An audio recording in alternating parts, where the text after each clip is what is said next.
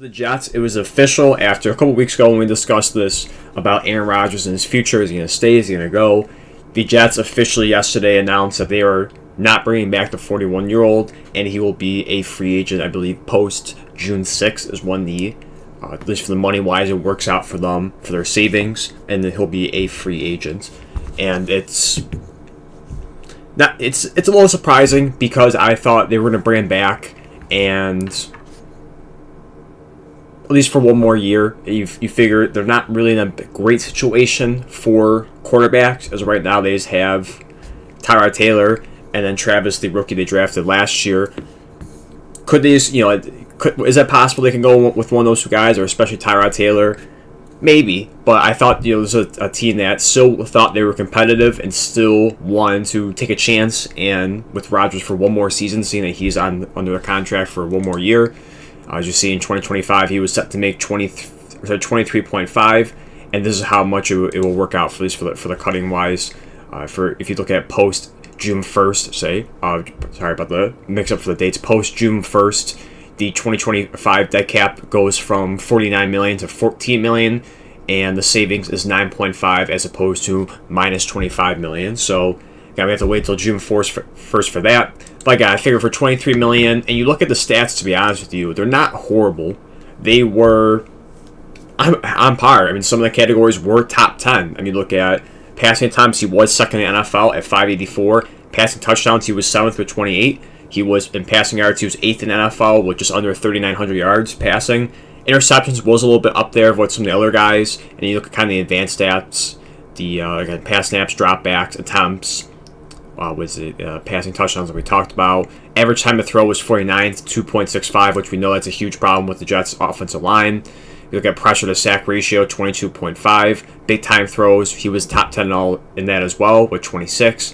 Turnover worthy plays, at 12. And for rushing stats, I mean, nothing really to look at because he's not a scrambler. But again, overall, you look at this, and it was solid, even though I think people kind of look at the season and just how poorly it went, and surely, no question about it, it was a disappointing season.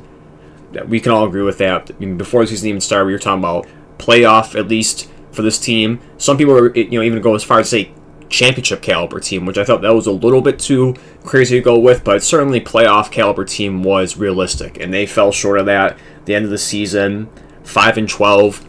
Was not really competitive at all. A lot of mistakes, a lot of dysfunction with the GM, head coach, Aaron Rodgers, everything across the board.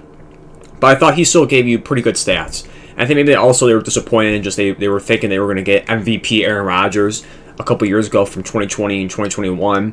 Unfortunately, I don't think that guy's there anymore. And again, maybe could he be in a different situation as opposed to we know the Jets organization is dysfunctional and has not been great for 14 years. When you go back to the last time they made the playoffs was 2010 when they made an AFC Championship game with Rex Ryan, and now, again, 14 years later, absolutely nothing. I mean, you came close once in 2015 with Rex Ryan Ryan Fitzpatrick when they went 10-6 and lost the last game of the season. They could have made it in.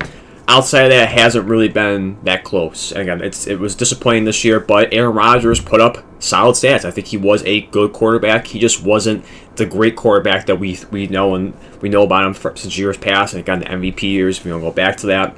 But he brings still some value to it. But again, a little surprised that they moved off of him.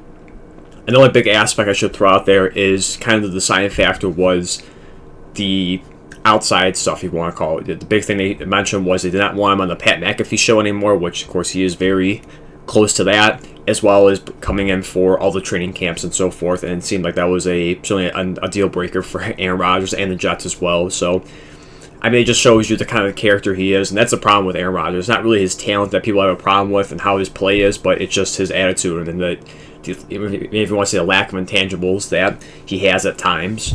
Certainly with the media and stuff like that. But now the question comes to what's going to happen with Aaron Rodgers. And it's very tough to point out where he's going to go because there's certainly not a lot of playoff teams that are going to be jumping to him. If this is like 2020 or 2021, like I said, MVP Aaron Rodgers, there's going to be a much bigger list for Rodgers to go to, as opposed to now when you look at he's 41 years old. He is starting to decline a little bit. He is starting to decline.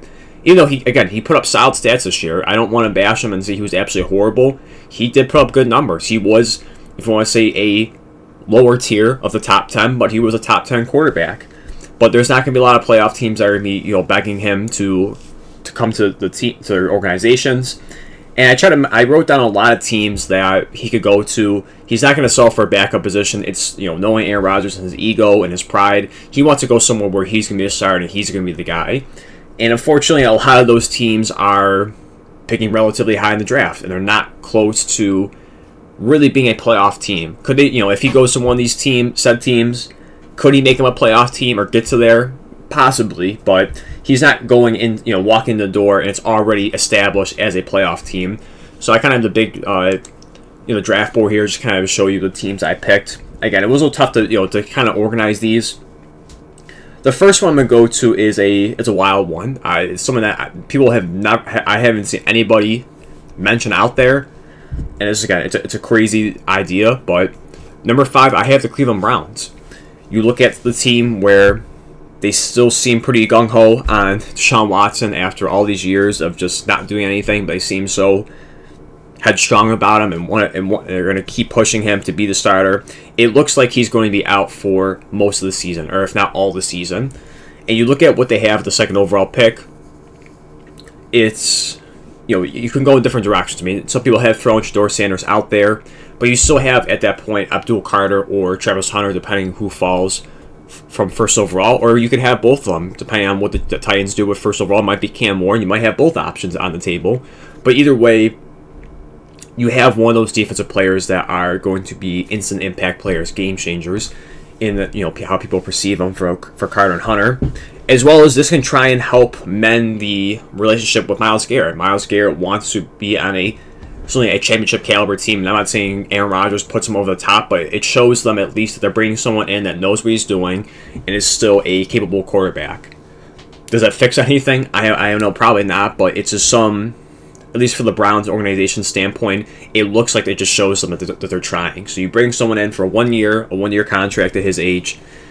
Hopefully you get that solid production like we talked about. You can get the borderline 4,000 yards passing, 28 to 30 yards passing touchdowns, and maybe a little bit lower on the interceptions. But overall, if you took like identical stats from this year to next year for the Browns, I think they would certainly take that. Again, with how horrible Deshaun Watson has been playing since he's been with Cleveland, I think Browns fans would take that for any quarterback to put those stats up. So you bring that in, use that pick on a defensive player, again, Abdul Carter or Travis Hunter, and you try and go all in for one season, and hopefully maybe you could try and mend the relationship with Myles Garrett and maybe try and get some other players in free agency, how much cap they have left to do so, and you try and be competitive for one season with Aaron Rodgers, a one-year rental with them. So again, it's a pretty crazy idea.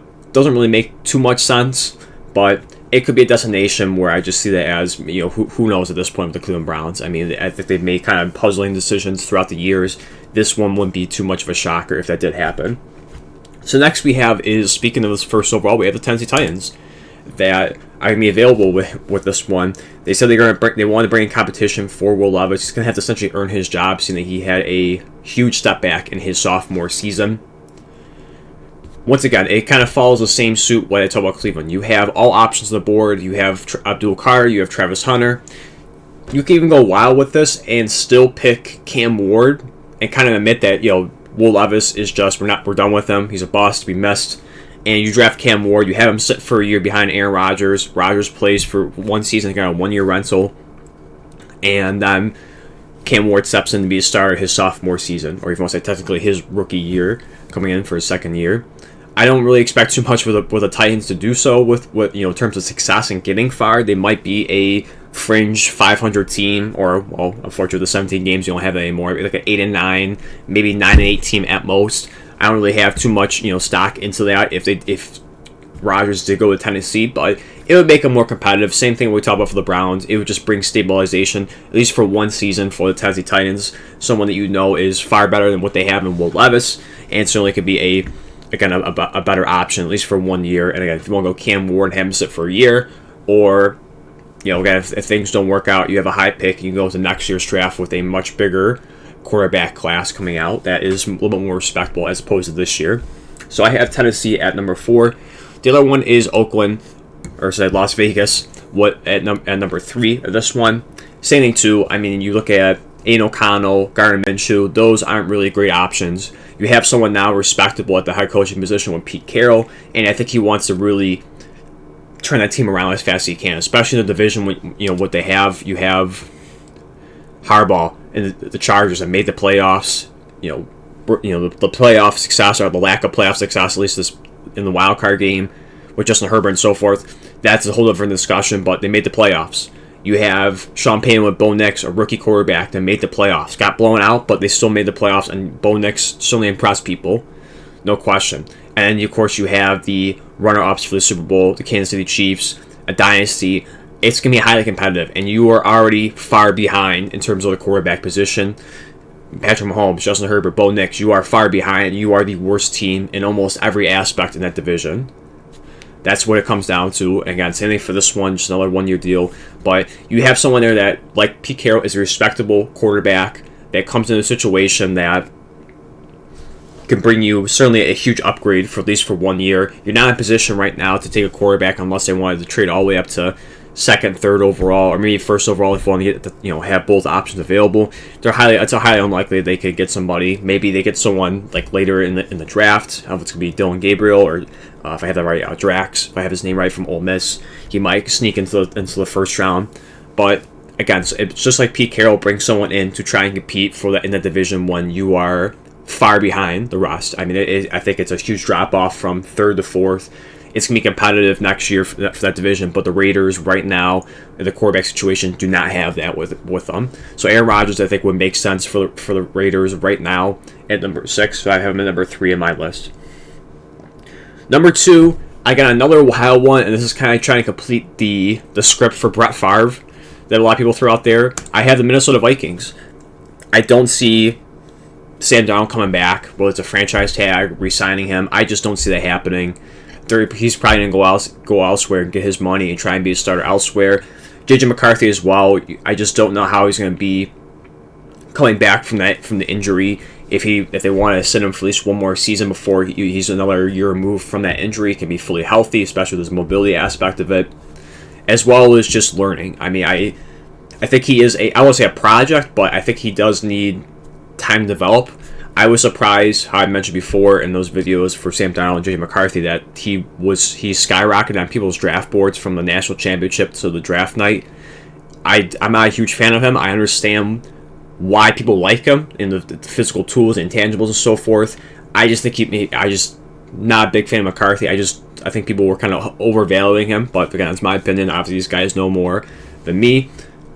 But I think if you want to have him sit for another year, develop, again, one more year removed from the injury, I think that'd be a great situation for them, and bringing someone that's respectable, at least resume-wise. I don't know how his attitude's going to be in the locker room, how he's going to act if he really wants to care and help McCarthy. But, again, bring someone in for a one-year deal, have McCarthy develop even more, learn from him, learn from a future Hall of Famer, first ballot Hall of Famer, and then year 3 for him, he comes in, and then he takes over the reins, and we'll see what he does. A most similar approach to kind of like Jordan Love with the Green Bay Packers in that situation. And then, again, just kind of be funny once again following that Brett Favre step and seeing Rodgers in a Vikings uniform. I mean, I think Packers fans would lose their minds if they saw that. But that's one of the playoff teams I have mentioned there that he could possibly go to. And the last one I have at number 1 is the betting favorite right now is the Pittsburgh Steelers. Right now, it doesn't seem like either option for Justin Fields and Russell Wilson makes sense. It doesn't seem like they really feel. I just see so many conflicting reports that they want to bring back Justin Fields, they want to bring back Russell Wilson. They don't like either of them. It seems unlikely. Justin Fields is going to come back. I just see so many different contradicting things out there. I just think we can all agree that both of them aren't the answer. Even though Russell Wilson put up solid numbers this year, and I guess you want to say somewhat stabilized the offense. Towards the end, they just were bad. They could barely score touchdowns. They relied on Boswell just for field goals, and it just showed that in the playoff game that it was such a mismatch between that. It wasn't competitive, especially for the offensive wise for the Ravens. They were just far superior to the Steelers, and it just didn't seem like they belonged there and wanted to be there at that point. It was such easy win for the Ravens in the wild card. I think you had to bring someone else in there, and that to me, I would consider Rodgers an upgrade over Russell Wilson, and certainly over Justin Fields. At that point, you also have to try and bring in some weapons as well. And I think they'll try to. I mean, you have a nice weapon in George Pickens. You have Kevin Austin. You have Pat Fryermuth. We don't know what's going to happen with the running back position with Najee Harris, but and a solid offensive line as well. And you have a great defense too to go on top of that. So I do see that overall as I agree with the betting favorite right now with a lot of people is that the Steelers seem like the destination for Rodgers right now. Again, for all of these, like I keep saying, a 1-year deal. I just don't see that going beyond 2 years for any of these guys, but especially for the Steelers. I mean, just because it really comes down to the age. I mean, we just don't know how he's going to be. He's no Tom Brady whatsoever, so you have to kind of really take this at a 1 year at a time and see how he is. I mean, I don't want to say it's like a Brett Favre's instance where he just fell off from 1 year to the next with the Vikings, but you never know. I mean, I feel like that he wouldn't have that huge drop off. Maybe he would have a slight decline going into this year, but again, I think if he can give you the solid numbers that he did this year, I think you would absolutely take that, and the Steelers would take that, no question about that, and that certainly would help the offense much more into progressing to just being respectable, just scoring more touchdowns, being more competitive. In that instance, I don't want to say if Rodgers was in on the offense in the wild card game that it was just going to be that just takes him over the top and beats them, but I think it would be a little bit closer in that situation, for them. But it's kind of like my top 5 right there of teams, like I mentioned, Browns, Titans, Raiders, Vikings, Steelers, for Rodgers to go to. Other ones I kind of mentioned out there I threw out was, the other two were the Giants and Colts, if you want to say honorable mentions, just because Brian Dable with, the Giants are trying to look for a quarterback. There's rumors about Matthew Stafford they're trying to get to, so that could be an option where they don't have to give up assets to get Stafford, and he comes in for a 1 year deal, as well as the Colts too. I mean, you just don't know about Anthony Richardson. Do you trust him anymore? Do you believe he's the future? You could come in and have competition with him and Anthony Richardson and see what happens with that. So those are other teams that I mentioned as well as kind of honorable mentions, but these are my top 5 for Rodgers. So it's going to be exciting to see what happens in free agency, where he goes, or if there even is a lot of interest for Rodgers, but we'll see when that time comes.